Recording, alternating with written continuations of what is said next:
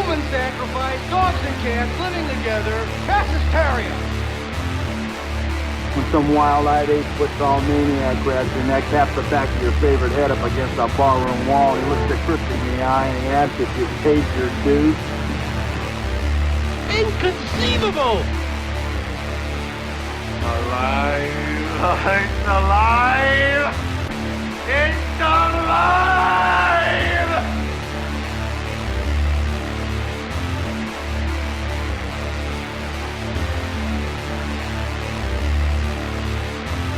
Hey, it's Geek Public Radio right here on geekpublicradio.com. It is the podcast. Yay! Woot. I'm Groot. I am Woot. I'm Woot. Woot. Woo-ha, woo-ha. Alright, so, we are here. It is another fine week. We have some stuff to talk about. Just a couple things. Just a couple. So, you know the guys we talked about, we play, almost all the Cthulhu we play now is Achtung Cthulhu. You know, we love the World War II setting. Yes. So, that company has also done stuff like the Conan games, the new Mutant Chronicles, Mutant Zero Hour, Fallout Wasteland Warfare, a miniatures game, Star Trek Adventures, you name it. They've done tons of games so far, and they're all out of Australia. And the Achtung Cthulhu information that they put out, just like the amount of stuff that is in those books. Like, if you want to know how much what the damage is on a bomb from a dive bomber, It's a hell of a lot more damage than what you can take. it's actually statted out. Do you want to know what the Stuka, the stats for a Stuka? It's in there. A tank, Panzer, the whole nine yards, it's in there. You want to know how much, a potato masher will do? It's in there.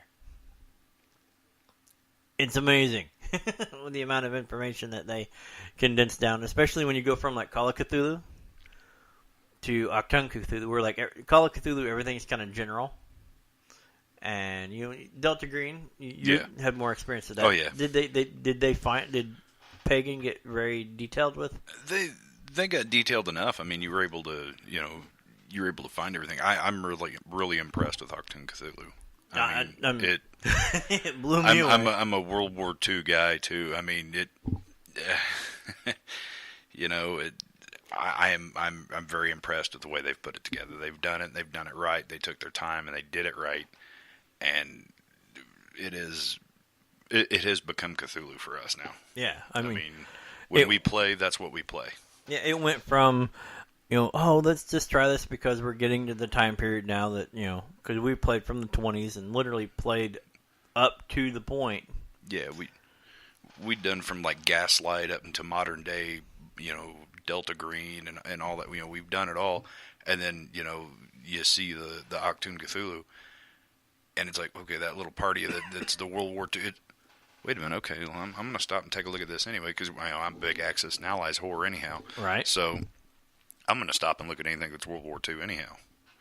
And you get to looking at it, and you're like, we got to do this.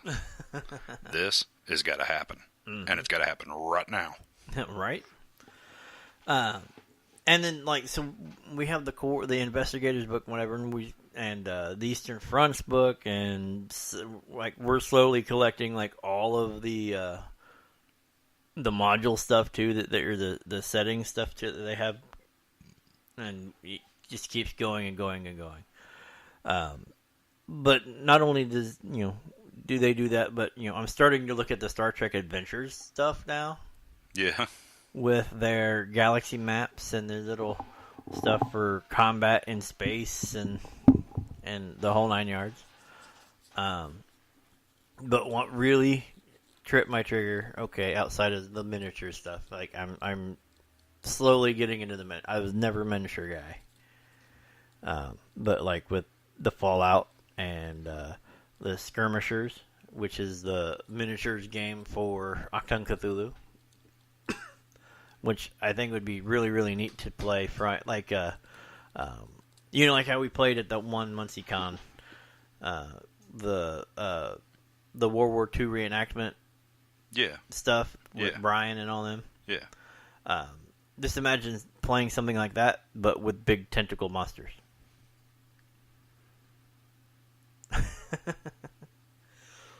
Well done. Now we must look at this. I don't know if it's fair to say you were never a miniatures guy, though, because we play the hell out of some BattleTech. Well, yeah, okay. BattleTech, I'll give I you guess that. that's a little different, but I'll give you that. But I just never was the one like, okay, this guy can move 5 inches, this guy can move 6 inches, yada yada yada, and actually get out there and measure and move. You know what I'm saying? Well, that is going to be different for me to like figure out how far somebody moves without doing a torso twist or a jump jet. But that'd be a little different. So, but all of this stuff, like this is one company that's definitely got my attention, even more so now because they just announced that they're teamed up with White Wolf, and are getting ready to release the 5th edition Vampire for tabletop. That actually has got me really, really interested because it's the stuff that it's talking about. I've seen some of the art. And it's beautiful. Yeah, it is. Pull up some of the stuff that they were talking about because it's talking about it's getting past the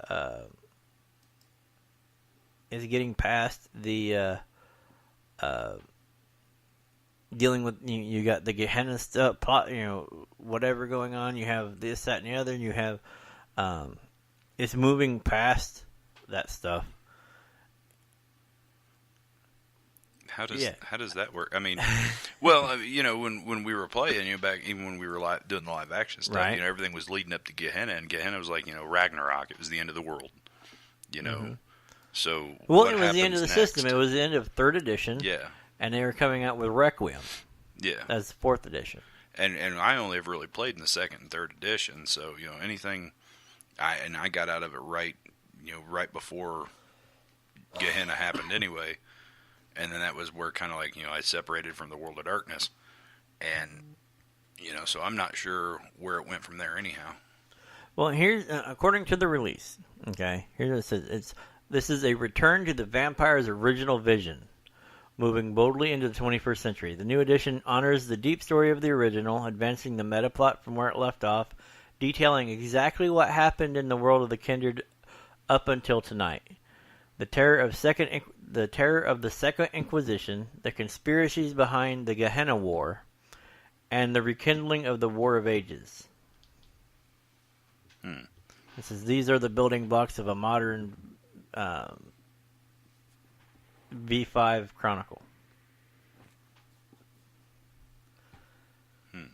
So, like, they've dealt with the fact that we had Requiem, and they're going back to it and saying, the Gehenna Wars and this and that and boom, and this is where you're at now. Okay. Yeah, I actually, when it comes to that, I know what was leading up to the Gehenna, be it anything that's actually happened in the world since right before Gehenna occurred. I couldn't, I don't really have a frame of reference. Like, the Gehenna Wars and things like that. I'm not actually sure what that is. I didn't. Well, I think that's part of that. Well, neither did I. I didn't.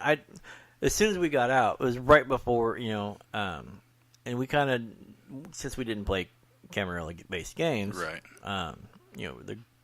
The group. Yeah, we got out and the GDU kind of fell apart. Right. Who figured we were the glue? Well, toot toot. I don't know. Yeah. But no, the same. It's not surprising. Or we just, had good timing. Rather than to go down with the ship, we saw the signs. Rats off the Titanic, buddy. But no, looking at, we played up to the, because we were dealing with the time of the Thin Bloods and all of the other stuff and doing that. I'd never played any in-game stuff. Yeah. So I don't know, but this is going to give us a chance to see what all that stuff happened.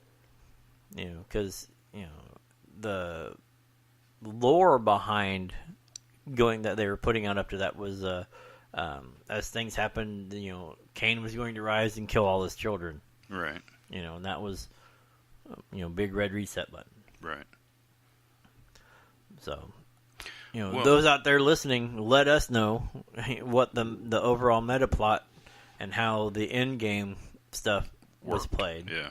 Because I'm actually kind of curious. We just happened to stop playing with our linked group. And they'd already decided not to go too much with the Gehenna stuff they anyway were going to avoid that. Because they wanted to play in the time period that... Yeah. So, I mean, when you have a series of 8 linked games that doesn't want to move forward with some of the other stuff. And the majority of them are, there was the Sabbat game, the camp cities, and then you had the werewolf game, the mage game. Mm-hmm. I don't think the mummy game was officially adopted. No, they were banned. Yeah. Any game where somebody can walk in and call the stars. And It was 1,000 Wonders. We got the mage game in then. A meteorite fall down and... Yeah. But, so it was it was definitely something fun. And, I loved the tabletop. I ran several tabletop games. In fact, that's how our live action game started, was I ran a tabletop game. And I was they're like, hey, yeah, we never had a linked tabletop game.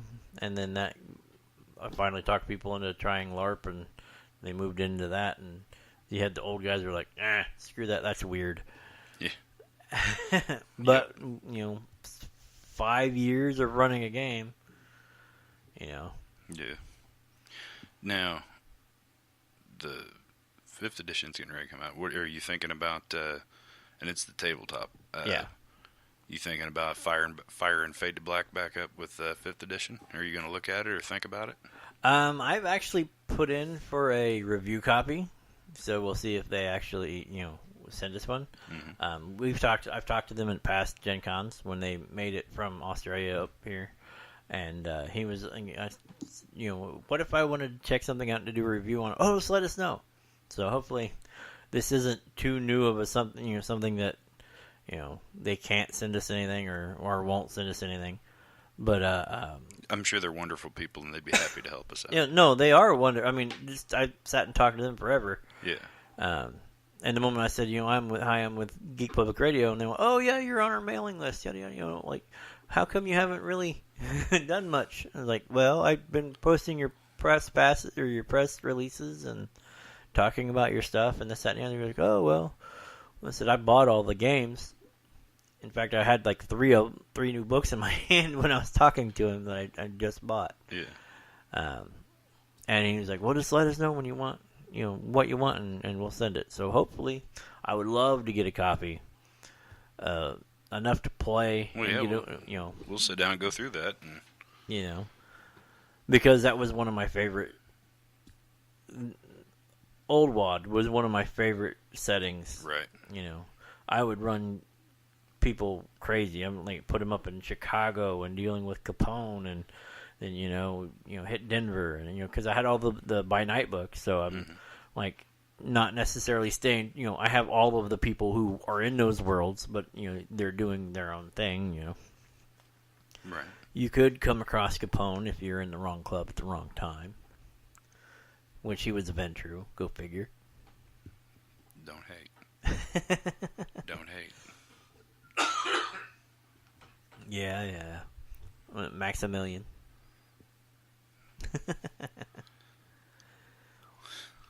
I'm not See, going to make this political. I'm not going to do it. It was so close, though. It's like, here's a reason why they're blue blood. No, but the fun thing about it, like you All of a played. sudden, you're deflect.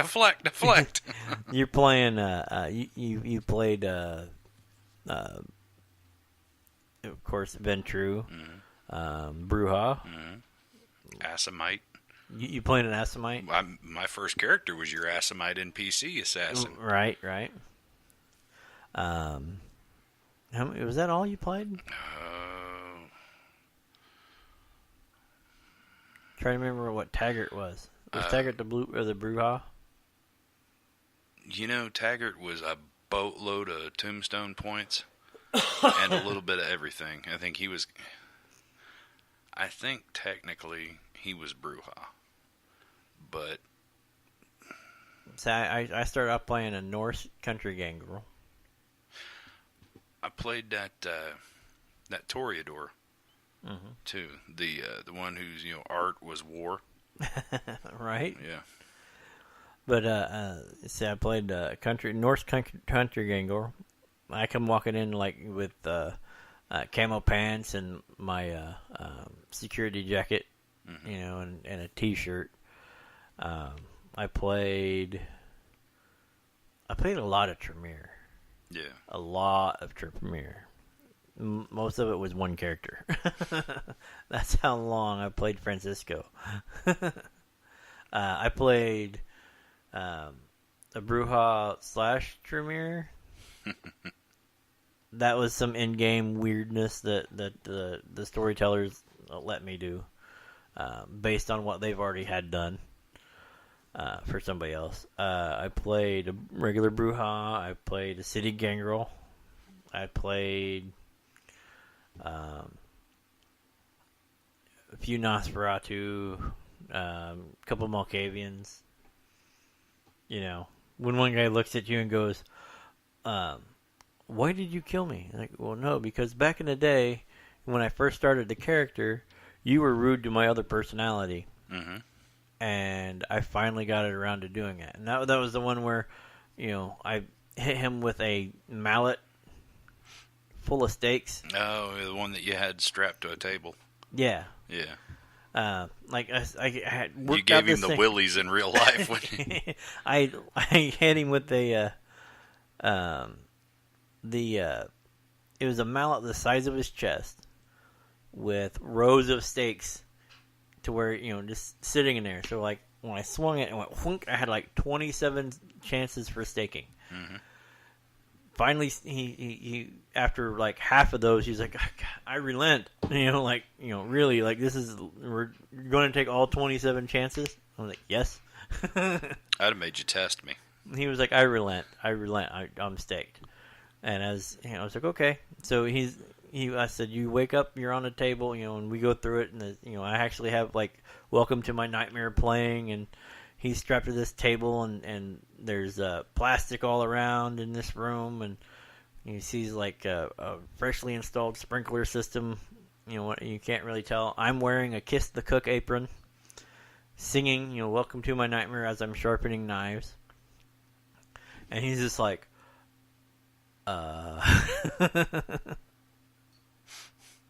Come to find out, he had a little bit of trickery too, because he had made a deal with a Setite and had it start. So as soon as I turned around and started carving stuff, he jumped up, missing 3 fingers. But I was like, oh, poo! He hit me. I jumped down this thing, pulled a string, and flooded the whole place with napalm. That'll do it. He killed me, but he walked out of there having 1 health level left. And by the time and I sent through the Madness Network that he's the one who killed me. Mm-hmm. As soon as he got back into Elysium or not even to Elysium, but as soon as he got back in with and he told them what happened, Malkavian came up and killed him. I was like, I might not have done it, but I caused it. Yep. I am happy with that. Literally, the whole character, I didn't know what I wanted to do with the character when I first brought it in. And when he came in and bullied him and this, and it was the meek character that didn't really talk and this, And once that happened, like the whole character came about getting back, like ending that character. Yeah. And I don't do that a whole lot, but it fit the character to have that dominant, protective thing. And it I don't know. I got like so many like kudos and like extra XP and this, that, and the other for that night. That was Yeah, we had a lot of fun doing it. I mean, I'd be excited to see the 5th edition stuff. Take another look at it, see what we can do with it. I know definitely something that I'm looking forward to. I want to check out. Well, we got friends that are wanting to play it too. Mm-hmm. I think it was Angie that's been dying to play, and Jim's a little reluctant. And... Heather wants to play, and so the other thing was since we're going to be at Gen Con and having the event, one of the things that I sent them was if they were going to make it up to Gen Con this year, we would love to have them on the show. Since we're doing a live, in front of us, recorded live in front of a studio audience. Since we're doing that, it would be awesome for them to come up and talk about their games and whatnot, and talk about the vampire and whatnot. Just let us know what they can. I think that would absolutely, that would be amazing. Yeah, absolutely. So the invitation's out. I put it out on an email, and it's out here. So if they listen to the podcast, come out and talk to us. Even if you don't make Gen Con, if you want to record a conversation, do like a Skype thing and try to record. We're working on the Skype, so. So I would love to get an interview, something. Mm-hmm. Talk to them. I think that would be awesome. Absolutely. And speaking of Gen Con, Submerged, I don't know if we talked about in a little bit of the last podcast about the guy who's just merchandises amazingly. He went to the Lucas School of Merchandising. Right. They are going to be there. I want to tell him that too. They are going to be. We're going to have Brett Robinson with us, and he's going to go over the card game that he designed for that world. And he's gonna they're gonna give us a few free cards to give away for the podcast bingo, which I think will be cool. We'll also have a signed copy of the DVD and some posters to give away for the podcast bingo too.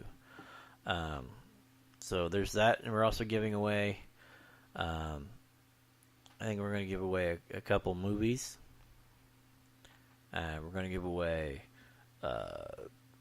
some of the stuff from Verse Games, like Geek Magic 8 Balls. Yeah, Geek Magic 8 Balls, Bobblehead Zombies, Cthulhu Mints. Slow down there. What? Cthulhu Mints? Yeah. Not too many of them, I hope. No. Okay. Well, we do have quite a bit. Where are they at? Hidden, so you don't eat them all. I knew it. They are tasty. I'm going to catch you one of these days. You're going to slip up. Be like, oh, they're... Yeah. Well, that's the thing is we joked around saying they're insanely good, but no, they are pretty good mints. Mm-hmm. And the only thing we can do is hide them from, or else all we hear on the air is. And that's your own fault because you can mute my mic. And I have. I know. I've seen you do it. I was like, and I have. In the middle of a thought, and I'm like, wait, what? I know where that's going. No. Exactly. Usually it's when me and Jim look at each other and, it's like, no, man, we both take a deep breath and we're going to... and I start talking and your mics go away and, you guys just look at me like, what? What did I do? Hey. You're getting ready to dial it down again, weren't you? No, I was actually cleaning off the board. Yeah, orphans, dude. Orphans.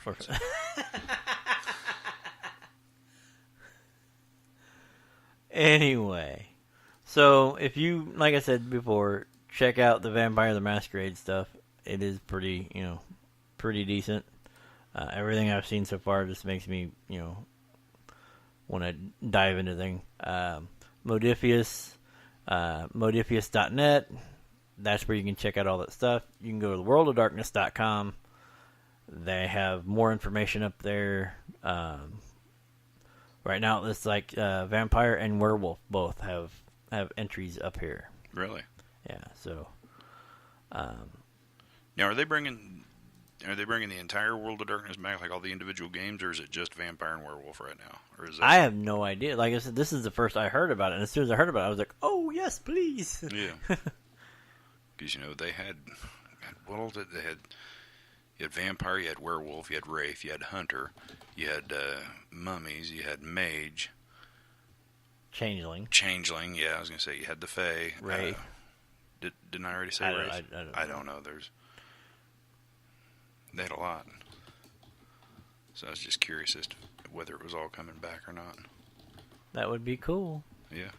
Like, as we speak, I can't wait. I'm actually registering on the website for the World of Darkness thing, just to see what I can get. Not, like, physically get from them, but, like, what I can find out. Information. Yeah. Yeah. Because,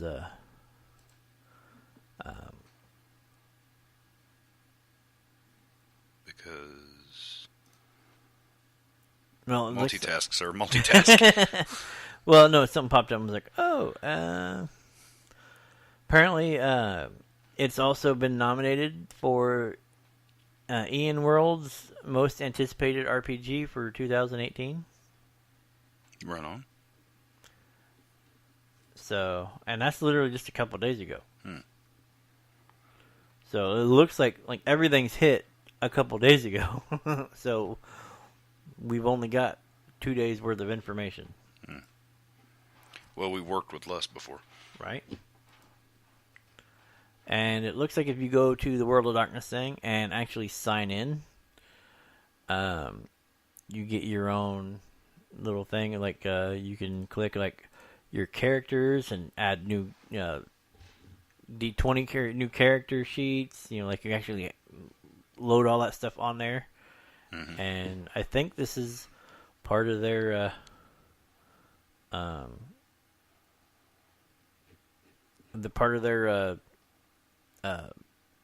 thing with stuff on it. Okay, you've lost me there. That thing with stuff on it. No, I think it's part of their like the Camarilla, is their go-to thing. Their core, their play in-house play group or whatever. Oh, okay. I think this is playtest group or. Well, no, I think this is just literally like you can house your characters here, you can run chronicles here, you can do all of that stuff right here. Message boards. Kind of, but like, you can run your purchases, you can have your chronicles, your troops, networks, what achievements you've gotten. I don't know what achievements are. I want to check that out. So this looks pretty cool. I guess it's more of an in-depth message board system than before. Beats the hell out of GeoCities like we used to use back in the day. Or PHPBB or whatever. Yeah. But no, I think it's like literally like everything all pushed together, and you can link your Facebook accounts and your Google account and change your memberships. So like you can be a membership of a group. So if you want to, like, you can actually host your games here. So people can like get all their, load all your information before showing up. You can pull up all your information. It would be the only way to make it as convenient as possible. You know what I'm saying? If you have your chronicle and your troop and all that other stuff, all like, these are the people in my troop. This is the chronicles I'm running. So here's the people that are in my chronicles. So they upload a new character sheet. I guess I should have access to it since I'm running the thing. So I guess, we're going to have to play with this. Yeah. If that's the case, then that makes running a game Yeah. So much easier because Yeah. everybody has everything, all the administrivia stuff done before you even walk in the door. All the stuff we used to use Bayaki for, and Yeah, well, it's Cthulhu Grapevine was. Yeah, for, Grapevine. That's what I was thinking. I could make a character in Grapevine in like 2 minutes. I found my old mage character with a bunch of old rote cards. Yeah, you did. I remember seeing your was rote like, cards. Holy crap! I still have Grapevine on one of the computers around here. I still have Grapevine and Bayaki on the Western Digital Passbook that I'd copied off that old ancient Dell. What's 500 gig hard drive I copied onto that external. What's funny about that is on my cloud account, my OneDrive, I have Bayaki. Yeah. So I can actually open that up on any computer that's connected to my one account, including my phone. I don't think it'll work on my phone. I haven't tried it. I'm afraid it might break it. But you need to send it to me. But it is. I have it set up to where all I have to do is open that thing and click it. It automatically pops up and runs. Bad part about it is it doesn't make Achtung Cthulhu characters, which I would love to see somebody come up and make an Achtung Cthulhu character generator. Hint, hint. Somebody who can do C++. What is it missing? Classes, skills. Can you just plug that in? I think you may, but there's I a want to play lot. around with. Well, that's fine. I can play around with it and see. I bet I can mess with it enough to. I would love to have that, all plugged in and ready to go. That way you just Well, I mean, we've been playing on Fantasy Ground. right. Send it. That's to where all me. the characters. Actually, we don't have a paper copy of anybody's character sheet anymore. Right. It's all on Pull- Fantasy Ground. Pull it off your OneDrive and email it to me, and I'll put it on mine, and then Go through the go books. through it and see what I can mess with, and I'll get it all fixed up and send you the changes. That'd be cool. Or you'll hear me cussing and the computer go out the window, because those are my two modes: happy and angry. Happy and angry. There's not much in between. Well, I didn't know if you start getting that way. I would say they're hot. Like, Yeah, that'll do it. That'll do it. Yeah, Viking blood. Yeah. Yes. Okay, let's go. That was a fun. We found a new. Oh my God. We went to the Herat, which those aren't in Central Indiana, didn't whatever. It's a Viking long. We used to be set up like a Viking longhouse with the long tables, and it still has its thing. It's got swords on the wall, shields on the wall from actual SCA battles and whatnot. Their banners and Yeah, you got a dragon going through the room. yeah. They now, instead of the tables and whatnot, they got rid of them for regular high tops.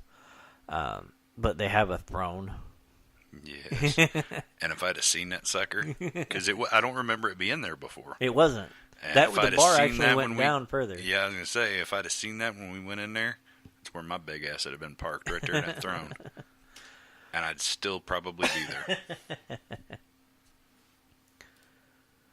But yeah, so, it's just one of those things that, we're looking at. We were having a good time and trying to find something to do. We drank a few snake bites, which for them is woodchuck and Guinness. Mm-hmm. Then we had we had black and tan. Mm-hmm. Which is Guinness and Tennant's. And then we had, that's when we decided, let's check out the mead. Mm-hmm. And we got a couple glasses out of that. And after the second glass is when I just bought the bottle. Yeah. I was like, I get a fresh bottle. Boom. Which was like $40. Yeah. It was like, wasn't cheap. no. So after the end of the night, we spent like $100 or $120 some dollars. Of course, we ate, while we were there too. Right. But it was definitely fun. Probably the only reason I was able to walk out of there. Honestly. It was definitely fun. Yeah, it was a good time. I suggest it.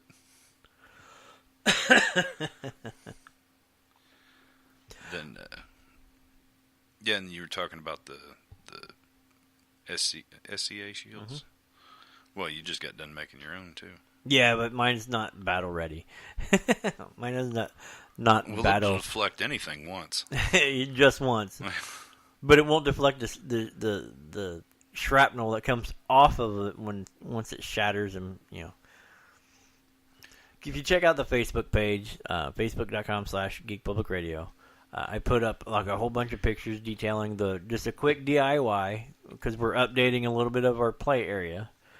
We put more swords on the walls and this, that, and making it more of a fantasy feel in there. And one of the things I did, I was like, you know what? I want to make a shield, put it on the wall. I got an idea for I had that buckler, and then an idea for like a Templar kite shield. Mm-hmm. And so the buckler was the easiest. So I went out and got a spruce tabletop. It was a 24-inch tabletop. The unfinished ones you can buy at like Menards, Lowe's, Home Depot. They're in the wood section. It's perfectly round. It's just glued spruce. Brought it in. It had a couple nicks from stuff that banging around in the back. I painted it white. Put the design in it. Fixed the design. I'd ordered a shield boss, which is that metal thing that sits in the middle of it. The big metal hubcap. From Amazon. It came. It was hand forged, 12 gauge. I mean, the only thing battle ready about the whole shield is the buckler. Is the boss. The boss. I'm sorry. So I forgot to grab the rivets that you're supposed to get, and I don't even think I could pop rivets into that. So what I did was I took roofing, like 7/8 roof nails with the big heads, and used them to tack the boss into the center, and then hung it up on the wall. We battle scarred it, like we tried whacking it with different knives and chisels and this, that, and the other. I need a flamethrower. Yeah, we figured out that he's like, it needs to be like fire damaged. Yeah, from the burning pitch. Flame kissed. Yeah, flame kissed. Burning pitch, or from the dragon's fire or something. I need a propane torch or a flamethrower. And we tried with Elon won't call me back. Send me my flamethrower. we tried with hairspray, but my wife apparently buys non-flammable hairspray. Yeah, who the hell does that? Cooking spray worked, but the problem is it made that film over it, so everything wiped off. Well, was that gluten-free cooking spray? Yeah. Well, that's why gluten's not flammable. I mean, it made a big fireball, but it was also oil-based, so it protected the cover and didn't do anything to it. It wiped all off. So I ended up we needed rubbing alcohol. I ended up like matches and burning with matches and wiping it around and smudging it around and whatnot. But it came out looking pretty decent. It's got sword. It's got a little bit of soot and some battle scars on it. It was because it was only glued together spruce. We couldn't really take one of the swords down and whack on it because it would just fall apart. Yeah. So I hit it with a little wakizashi thing that we had and my hunting knives and whatnot. Put holes in it. And the majority of my knives would have blown right through it because they're so heavy. So we couldn't really throw anything at it. Right. Well, I didn't really throw anything. I just kind of dropped it. And no. It needs some human blood, though. RJ needs to come by and bleed on it for us. Some bleed on it. But yeah, so I mean, it came together, looked pretty good. It sits on the wall now, and we're getting ready to add to it, make some another kite shield, and well, we can put that metal trim ring around it too. Yeah, mess with that a little bit. And see how that goes. I've been trying to work out in my head a way to do to where you could mount a sword behind it and then have the buckler over the sword. I've got an idea for a frame in mind. If we do that, then you could do duels because the way it's hung, right? But it'll we actually have a limited number of swords, right? That's what I was you're absolutely right. That's the first thing I was thinking was to cross swords, but yeah, we have a limited number of swords. Well, eventually that'll, hey, if you guys want to contribute, send us swords. Yeah. It can be the cheap made in Pakistan crap. It don't matter. It's just going to hang on the wall. And we'll thank you. We'll send you a picture of it hanging up there and how we did it, and put it on the website with your name on it, saying you guys donated it. Yeah. That was almost shameless. No, it was pure. Yeah. It was totally shameless. Yeah. I ain't gonna lie. I ain't gonna lie. But no, eventually we'll get up. Like, I'm gonna bring that hatchet down, the one with the Templar cross in it, like in the the middle of the axe head. And we need to make one out of hardwood, and then you can just bury them commas into it and hang that shield on the wall like that.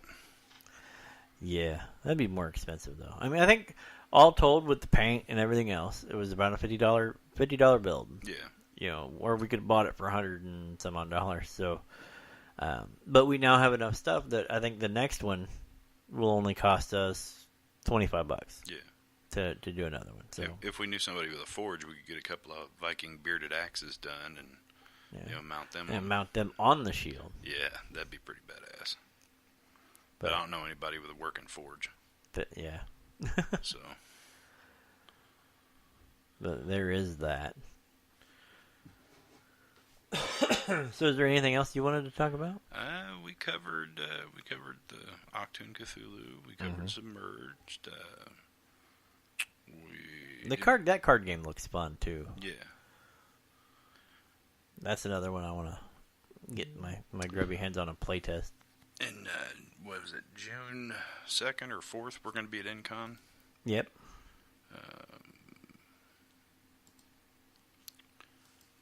I think that's it. Is there something I'm forgetting? Oh, well, we had Infinity War came out. We can't give any spoilers though because Thanos demands silence.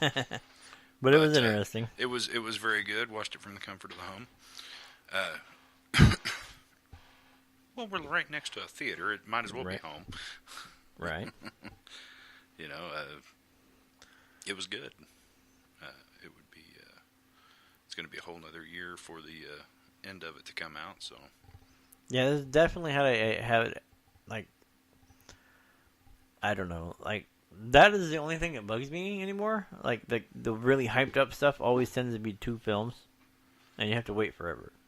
I blame Peter Jackson. No, I do, and I'm going to tell you why. Because although The Lord of the Rings required 3 movies, could probably have used 4, but required 3 movies, The Hobbit did not. That was completely and totally bloated, and did not need to be 3 movies. I would have found 2 acceptable, but there's no reason it should have been 3 movies. Well, I mean, they also did it with the Harry Potter. Deathly Hallows being 2. Well, and I talked to Heather about that, and she said, because I've never read the Harry Potter books. I know, big shock, right? I've never read it, but she said that there was so much stuff in the Deathly Hallows that's why they had to split it into 2 movies. I don't know. I didn't read that stuff. Well, you know what? I'll go watch it. the next one, just to figure out who lived, who died, who gets sucker punched in the gonadal region. I can tell you who lived and who died. No, I'm talking about. That's right. You fell asleep. Yeah. Yeah, that reminds me though. Like, I'm not the only one. We went to watch The Force Awakens or whatever, and Apples and Oranges. No. But I'm talking about like falling asleep. Like, we're sitting there just getting into it, watching it, having a good time, and all of a sudden we hear from behind us. Who was it?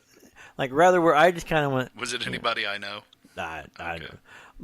Like, where rather than like mine was just kind of like, I'm exhausted, my body shuts off, and I just kind of, my head drops a little bit, and then I wake up, and it goes away, and then I'm watching bits and pieces. He was out for the entire movie. He didn't miss anything. Snoring nothing. Loudly throughout the entire movie. He didn't miss nothing. He's okay. Yeah. I know you didn't like him, but some people did. Well, that's fine. My wife loved it. That's fine. To me, the original trilogy will, pretty much be Star Wars. I will see the 9th one just because, I'm a glutton for frickin' punishment. But I'll see the second Infinity War movie. I will say this, though. I mean, and I'm not giving out any spoilers. If you want to see Infinity War, you really need to see Ragnarok first. Yes. Because that's where it picks up. Out the gate. And if you don't want to be confused, you should see Black Panther. Because otherwise you're going to be like, where the hell did this whole other country come from? Uh-huh. So other than that, it was a good time. I'm looking forward to seeing it. I'll probably see it again in theater before too much longer. Maybe you'll stay awake this time. Hopefully. Yeah. In my defense, I had just drank a whole lot of stuff and got comfortable. Yeah. As soon as you laid down on the couch with the cat, I knew you were done. But that's our time. We are already up. But you know what? We'll be back again next week. Something will happen. We'll have something. We can't have all Achtung, Cthulhu and Harmony Gold conversations. Yeah. Man, I could do another show about Harmony Gold after the stuff we've found. Oh, God. But this has been Geek Public Radio on geekpublicradio.com. I am Topher, the hairy bastard. Little Sonny. And we will see you next week.